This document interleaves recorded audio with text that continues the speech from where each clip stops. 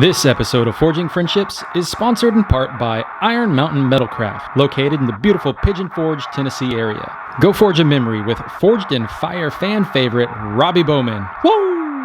The show is also sponsored in part by African Custom Knives, Black Dragon Forge, Paragon Kilns, and with the support of viewers like you through our GoFundMe campaign, link in description. Welcome to Forging Friendships. We are in the incredibly enchanting Bellville, Texas today. We're gonna check out a really good friend of mine. I'm incredibly excited to introduce you to Cowboy Phoenix Knives. Let's knock on the door and go say hi.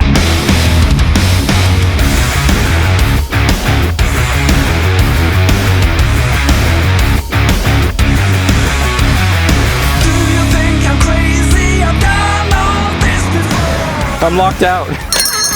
Cowboy. What's up, brother? Welcome to Bellville. This is Phoenix Knives, built in 1891. Has worked for over 100 years as a blacksmith shop. We have all sorts of fun tools. When you walk through my shop, it's much like walking through the history of the Iron Age. So starting with Bellows, going way back to the modern day digital ovens and heat treat capabilities. This is where I do my job every day. This is actually my favorite workstation right here. I love working off of a grand bellows. It gives it something very unique for me to work on. I love a cold forge. This is where I was trained. This is what I enjoy doing. I love the history of working in this particular style of way. One of my favorite ways to work is using the old bellows. I built this somewhere around 12 years ago. Found some plans from 18 something in a book, modified them a little bit. Took about 6 months to figure the balance out. It's a dream come true, something I enjoy working. People think it would make you work a little bit harder. I actually like the way it works for me. It keeps my coal perfectly where I need it without much effort. This is a dual chamber bellows, so there's reed valves both on the bottom and in the center piece. You've got ribs of support. So whenever I actually pull this bellows, the bottom chamber will fill the top chamber, and as the top's going down, I'll get anywhere from 30 to 45 seconds of continuous air that I don't have to worry about checking. This shop, being it was built in 1891, has so many unique factors that I really enjoy. I tried to set it up very similar to the way it was set originally. I'm only running 350-pound anvils here. They had 450 pounds, but these are the original stumps that are mounted into the floor that the original blacksmiths would have worked on. They've probably been replaced over the years, but I get a really cool feeling working on the tools the way it would have been done back 100 years ago. For any of you guys out there that love to listen to the wives' tales and all the rumors and the things you need, my anvil actually does point north. So I do keep with tradition of having the anvils in all the right directions. Being that this shop has worked for so long, so many of the factors, the old anvil stands, everything like that, we also still have the original line shaft in this system. I don't have it up and running, but I do keep it up in place so you get to see it. So they had a hit and miss motor that ran everything. This was a carriage shop, so their specialty was building carriages. So you have wood lathes, drill presses, table saws, grinders, all sorts of things that would have all run off this line shaft. This one has a very unique feature that in the very back, there's a squirrel cage blower that ran off of the hit and miss motor, which would have come up and powered the two forges that we have up front here. So when you walk through my shop, it's the walking through the history of the Iron Age. I prefer coal, and I use coal, but I also run propane and natural gas. So I've got large propane ribbon burners, single burners, double burners. I built a unique piece. I actually have a natural gas forge that allows me to do very big projects. If I want to do a lot of dry welds, larger pieces of Damascus, we call this one the Beast. It's a big monster natural gas forge that I had the city increase my pressure, which makes it very unique. I don't have to replace my propane tanks all the time. It's one of the cool features that I have here in the shop. Some of the cool pieces of equipment I have is a typical shear. This is an Edwards shear number 10, which is a very large shear. Will cut up some very big metal for me. It's a set of scissors essentially. What I get a kick out of it is Edwards shears started doing this about 1875. And this is a piece from about that time period. But right here beside this piece is an iron worker. This is Edwards Company. So they started making the shears you see on the ground. They also do hydraulic presses. So this is a shear here to cut angle iron, flat bar. I've converted to a hydraulic press. I can bend metal, punch metal.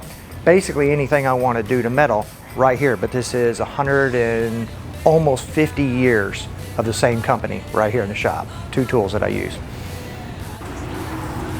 A little better light on it. Central to most knife makers is going to be your grinders. I've got 4 grinders in here. 3 of them are Reader products. Greg and I have gone back a ways. We do a lot of work together. I very much enjoy his. I have started with Baders. I've had KMGs. Greg and I have worked out a really good deal, and these are great grinders, and this is probably where I spend 90% of my time is on these style grinders. As you can see, we use them all the time depending on what jobs we're doing. This is 90% of our work.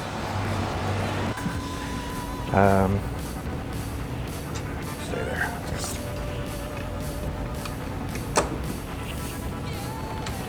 So I was season 1, episode 6, went up against Guy Harris, our champion. I went up against JD Smith and Peter Martin, some phenomenal smiths. It was a heck of an enjoyment.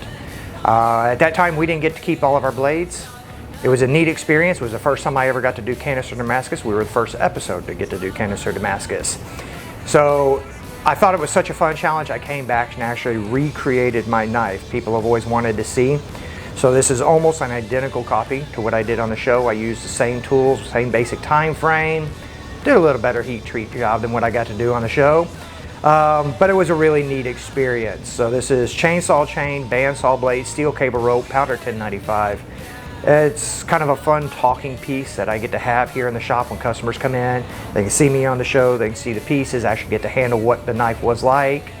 It was a fun experience. It created a brotherhood that I really enjoy. This has allowed me the opportunity, having a storefront and all this stuff, that I can also help some of my fellow smiths out. I allow them to bring their knives in, so I feature other knife smiths from Forged in Fire and give them a case that they can sell their wares out of here in my shop. This gives them an opportunity to sell and supplement whenever I sell out of my stuff. Being a bladesmith has been a really unique experience because it has created a brotherhood that is phenomenal. Both from all the guys that have been on Forged in Fire with me, the people that have helped me out. I got started with a gentleman by the name of Lee Oates. He took me into his family, and so I'm classically trained as an apprentice. He took me in, taught me the trade, started helping me build up. I actually sell his wares. He is semi-retired at this stage and doesn't have anywhere to sell them. So I actually put some of his pieces here in the shop as well. So you can really get to see almost 2 generations now of smiths working here in this shop. Makes it very unique and a lot of fun. I can call guys anywhere, and if I need help, if I need parts, advice, or just want someone to talk to. These guys are all brothers, and they all show up if I need help here in the shop. I get guys that come in here all the time, so on a regular basis, somebody is in here helping out and having a lot of fun.